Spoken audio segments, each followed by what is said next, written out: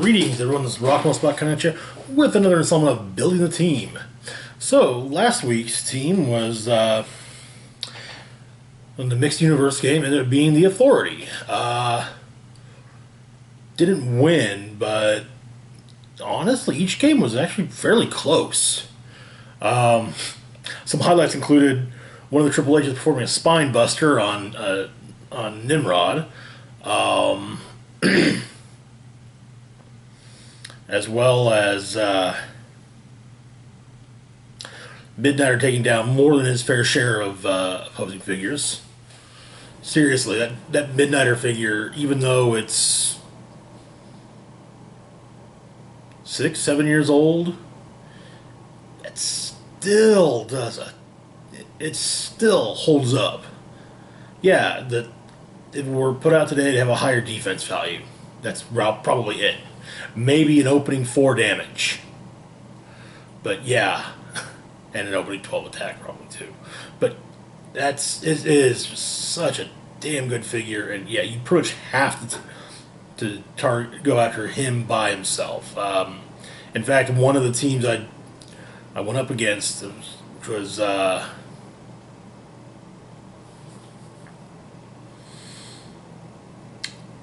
don't remember the theme. I think I incorporated a few characters that just don't disrupt theme teams, and it took 3 different Spider-Mans to take out Midnighter in 1 turn. So, you know, there's that.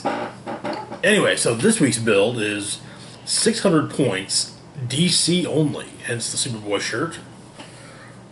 Yes, I'm more of a Connor Kent fan than a Jonathan Kent fan, but it's nothing against Jonathan. It's just Connor's a great character, and I think that he got done wrong by 352. But anyways, so we got 2 teams. I honestly did try making more, but I just wasn't feeling any of the results, you know? So, first off, we got ourselves a Justice League team. We'll kick that off with Aquaman. Aquaman comes in at 80 points, has the Justice League team ability, as well as the Atlantis, Justice League, and Ruler keywords. He has 3 traits. First off is leading the charge. When Aquaman makes the first attack during a turn and hits, until your next turn, other friendly characters with the Justice League keyword can use exploit weakness. Okay. Next up is King of Atlantis. If Aquaman occupies water terrain, he has free move up to 4 squares. Alright, okay. And finally, I don't talk to fish. Mind Control as a free action with a range of 8 and 3 targets, but only target characters with the dolphin speed symbol. Okay, alright. Looking at the dial, we open up with a couple clicks of charge, which then switches to a couple clicks of sidestep, and back to charge for the last couple clicks. On attack, we open up with a couple clicks of super strength, followed by a couple clicks of blaze to coincide with a sidestep, which really, yeah, they were wrong. And then last 2 clicks you got super strength again. Defense, he's indomitable, so he's got that built-in willpower, always a good thing. Starts out with a couple clicks of invulnerability, followed by a couple clicks of combat reflexes, then back to invulnerability. Finally, on damage, we open up with a couple clicks of leadership. We got a 1 bare click on damage, and then remaining 3 are empower. Also, he's got 3 damage for the entire run of his dot for all 6 clicks, so not too shabby. Definitely have to look at DC maps that include water terrain. Moving on, we've got Green Arrow. Green Arrow comes in at 85 points. It has the Justice League team ability as well as the Justice League Elite, Star City, Martial Artist, and Politician keywords. He's got a trait, Trick Arrows. Green Arrow begins the game with 5 Trick Arrow tokens. Give it a free action to remove a Trick Arrow token and choose Energy Explosion, Incapacitate, Precision Strike, or Penetrating Psychic Blast. Green Arrow can use that power this turn. Not too shabby. So we open up with some Running Shot, which then gives way to Sidestep. On defense, we open up with some Energy Deflection, which gives way to Super Senses, which then gives way to Combat Reflexes. And on damage, we open up with nothing, but he clicks into Ranged Combat Expert. Next up, also 85 points, is Batman. Batman has the Justice League and Outsiders team abilities, as well as the Batman family, Gotham City, Justice League, Outsiders, Trinity, and Detective keywords. He also has 2 traits. First off is another leading to charge trait. When he makes the first attack during a turn and hits, until your next turn, other friendly characters with the Justice League keyword have protected Outwit. Okay, alright. Next up is, yeah, he does that. Line of fire drawn to Batman. Lines of fire drawn to Batman are blocked unless the line of fire crosses only unoccupied clear squares. Now, one thing to note about this is that as it does not specify who's drawing the line of fire, aside obviously from himself,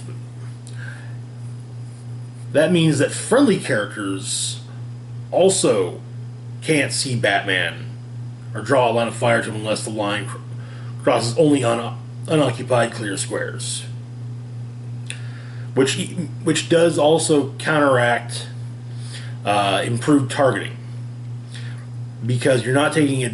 It's not a case of, oh yes, it's blocked because of, no, it's, you know, if a character has improved targeting, ignores characters, just because they can ignore a character to draw a line of fire doesn't mean the character isn't occupying the square. So,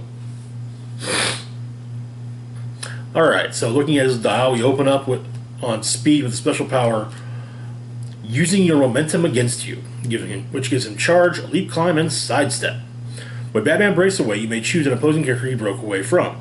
If you do, after resolutions, place that character up to 2 squares away within line of fire from its current square. That can be very useful for setting up a secondary attack. Oftentimes, the thought with charge and sidestep is to use the sidestep first, and then to get an extra couple squares, and then charge. However, this would actually be a case where it's probably better to charge first, then attack, hit them, and then roll for sidestep. And oh, hey, look, you know, you succeed, then you take the character you hit and you put him maybe adjacent or within line of fire of another friendly character, like within Green Arrow's line of fire, or adjacent to Aquaman or Flash.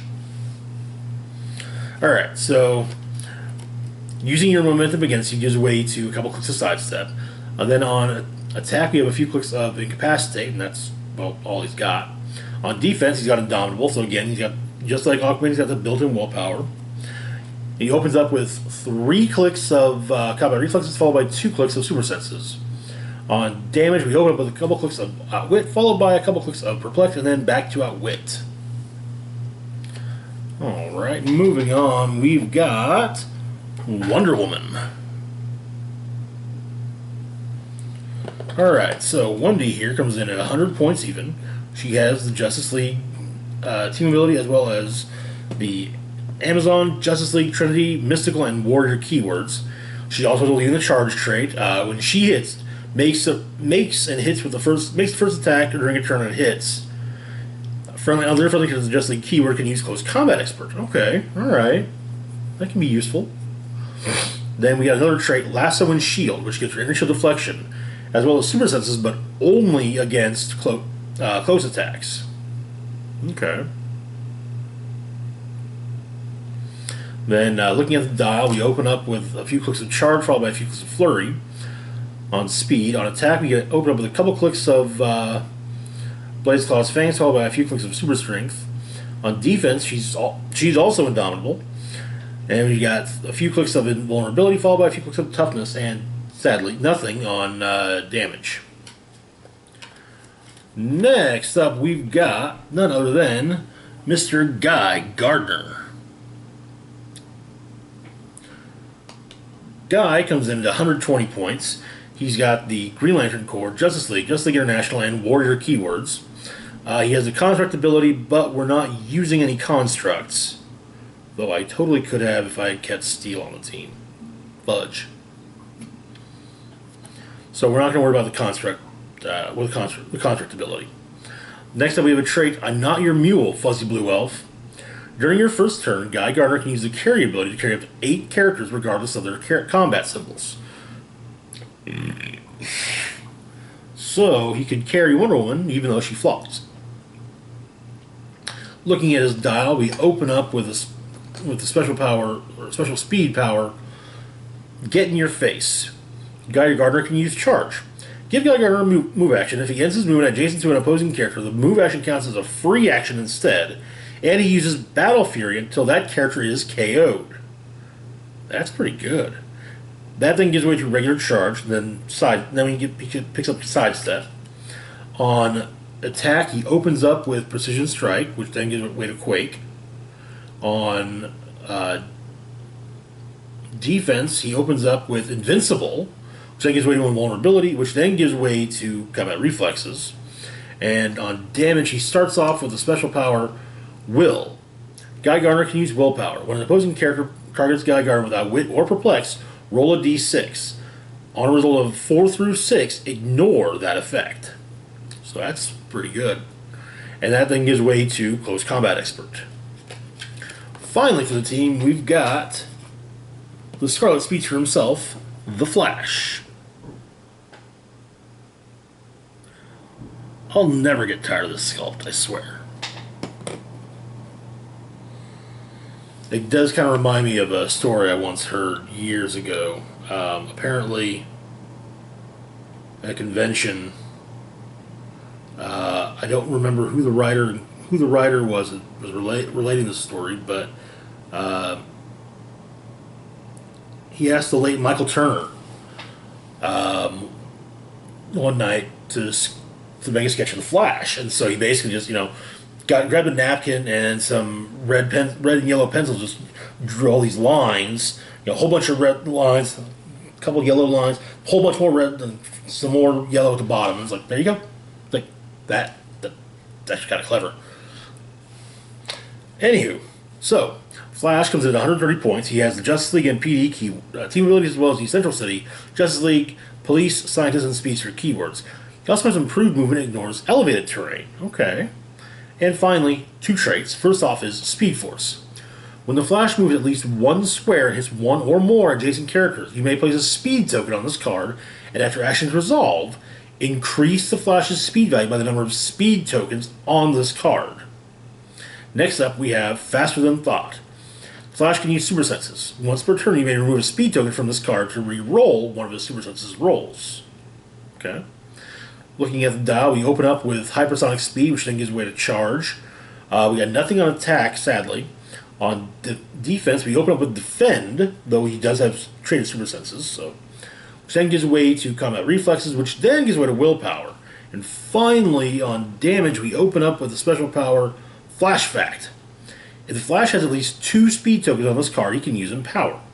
If he has at least 3 speed tokens on this card, he can use Enhancement. If he has at least 4 speed tokens on this card, he can use Probability Control. So the idea is you really want to get him taking quick hits at opposing characters as quickly as possible. Alright, moving on to our other team, the Red Lantern Corps. So we start off with everyone's favorite Rage Kitty, Dex Star. And Dex is actually a house cat from Earth with a Red Lantern ring. There's a really touching story that is his origin.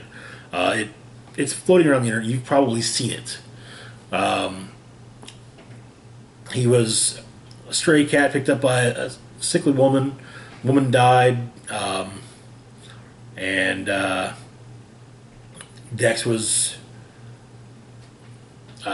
free. Well, Dex ended up getting loose after she died, and some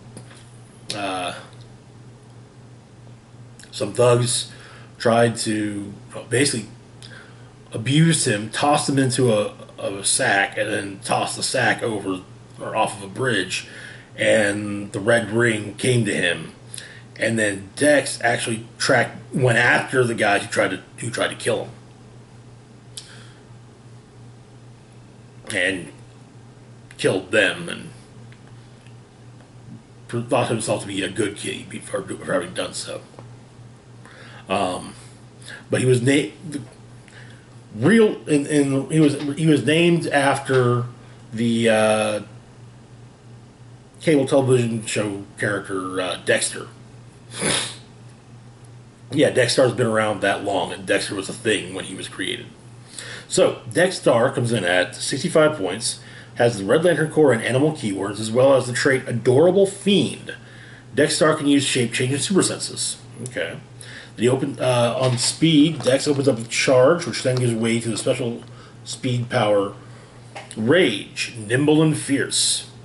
Dexter can use Sidestep and Poison and deals penetrating damage when using Poison. On defense, Dex opens up with Blade's Claw's Fangs, which then gives way to Precision Strike. On damage, he opens up with Combat Reflexes. And finally, that was on defense. On damage, we've got... He starts off with nothing, but he clicks into the special power Blood in Your Eyes. Dexter can use Battle Fury and Blade's Claw's Fangs. When he uses Blade's Claw's Fangs, give the hit character a blinded token as long as Dexter is on the map. When a character with a blinded token makes an attack, roll a d6 for each possible target, including friendly characters. The character with the lowest result, reroll ties, becomes the target of the attack. This attack ignores shape change. Oof. So yeah, if you want to make sure you keep once someone's got a blinded token, you kind of want to make sure to keep them away from their decks away from them, because that shape change isn't going to do any good then. He also has the tiny size ability, which allows him to be carried by standard size figures, and gives him a +1 defense bonus against range attacks. So that's not too shabby. Next up, we've got former Green Lantern Lyra. So Lyra was a member of the Green Lantern Corps, and was in fact one of the Lost Lanterns, a group of lanterns who, most of whom had been thought to be killed by Hal Jordan in his rampage from Earth to Oa after the destruction of Coast City. But they were taken to just outside the universe, Sector 3601, where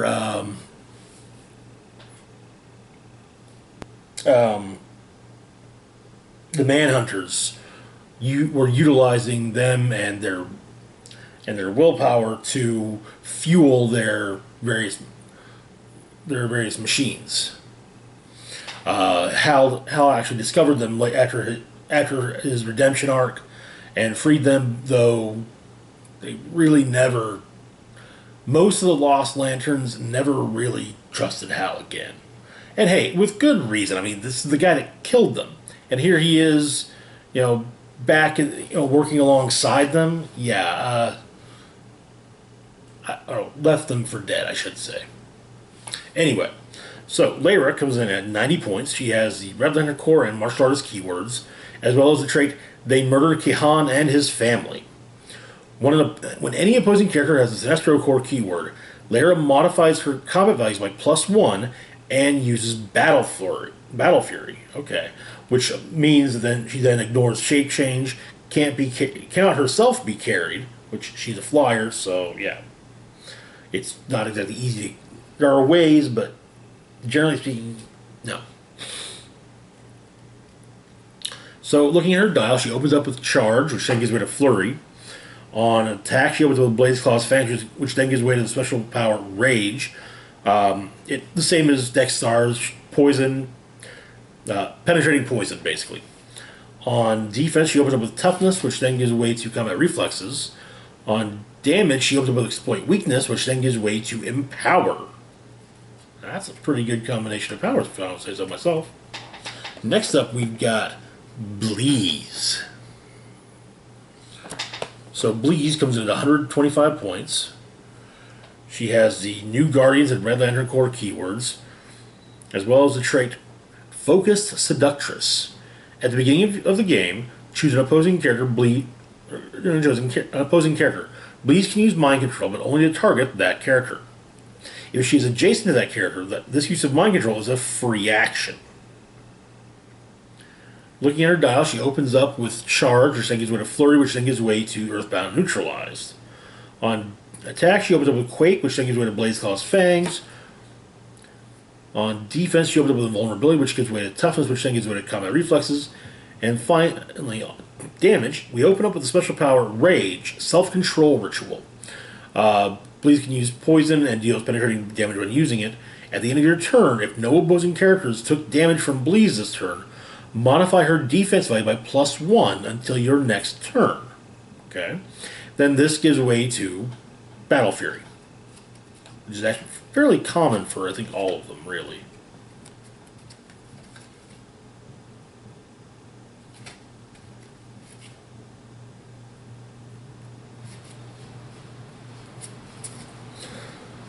Okay, so next up we have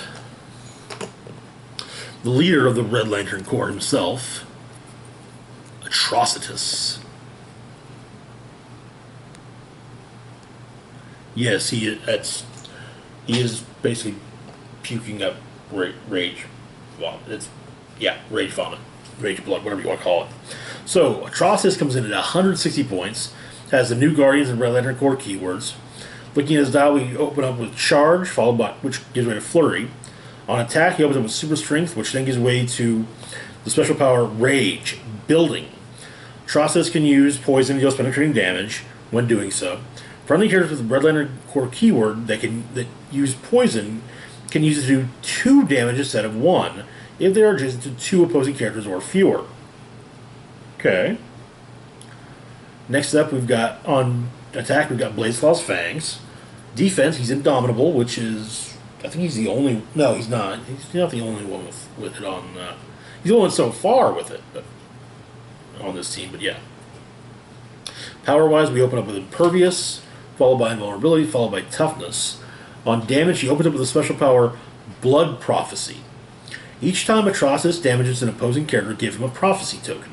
During an attack, Atrocitus can remove a Prophecy token to use Probability Control. He may use Probability Control this way up to 3 times per turn. Then Blood Prophecy gives way to Exploit Weakness, which then gives way to Battle Fury. And finally, rounding out the team, we have Supergirl. Yes, Supergirl. Supergirl got a Red Lantern ring, I want to say in the aftermath of the New Krypton story. Alright, so Supergirl comes in at 160 points. She's got the Kryptonian, Red Lantern Corps, and Brute keywords. Looking at the dial, we open up with Charge, which gives way to Flurry, which then gives way to Sidestep. On attack, we open up with Super Strength, which then gives way to the special power Rage for a Lost Home. Supergirl can use Poison, Penetrating, we've got Indomitable on defense, so built-in willpower. And she opens up with Invincible, which then gives way to Impervious, then Invulnerability, and then the special defense power, Driven by Vengeance. Supergirl can use Combat Reflexes and Toughness. On damage, we open up with the special power, Just Stay Down. When Supergirl hits an opposing character with a close combat attack, roll a d6 after action to resolve. On a 4, 5, or a 6, the character possesses Earthbound Neutralize until your next turn. And then on that, Just Stay Down ends up giving way to Exploit Weakness. Not too shabby. Alright, that is it for now. As always, feel free to like, share, and subscribe. Links to my Facebook, Twitter, Patreon, and PayPal will be found in the description box down below. This is Rock and Roll Spock signing off saying, live long and rock hard.